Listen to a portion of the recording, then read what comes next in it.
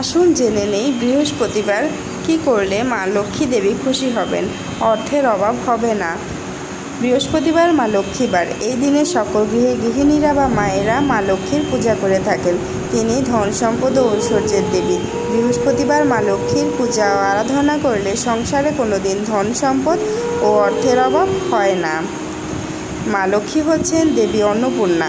অন্নপূর্ণা দেবী মা লক্ষ্মীর আরেক নাম, যিনি আমাদের অন্ন দান করেন। পূজায় মা লক্ষ্মী প্রসন্ন হলে তাদের ধন সম্পদ উপচে পড়ে, তাদের আর কোনো কিছুর অভাব হয় না। মা লক্ষ্মী বড়ই চঞ্চলা, তাই লক্ষ্মী দেবীকে প্রসন্ন করতে গৃহে কিছু নিয়মকানুন মেনে চলতে হয়। যেমন ঠাকুরের ঘরের বা সিংহাসনে কড়ি ও শঙ্খ রাখতে হয় মঙ্গলের জন্য।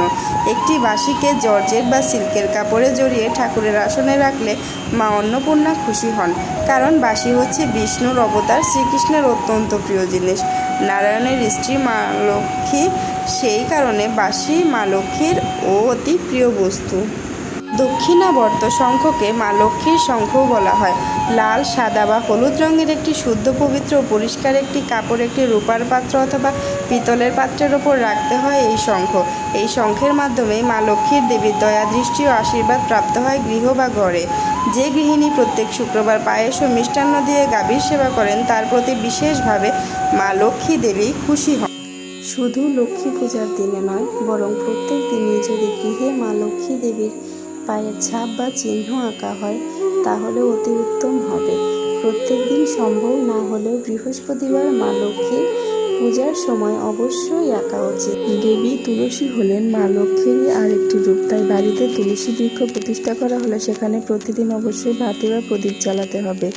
ক্রমানুসারে 12 দিন ধরে পরিপূর্ণ ভক্তি সহকারে লক্ষ্মী দ্বাদশ শ্লোক বা মন্ত্র 12 বার সঠিক উচ্চারণের সহিত পাঠ করলে ধার্মিক ঋণ থেকে মুক্তি পাওয়া যায়। প্রত্যেক বৃহস্পতিবার 9টি পদ্মমূল দিয়ে মাটির প্রদীপ বা পিতলের প্রদীপ দিয়ে মা লক্ষ্মীর সামনে প্রজ্বলিত করলে প্রচুর অর্থের জোয়ার আসে।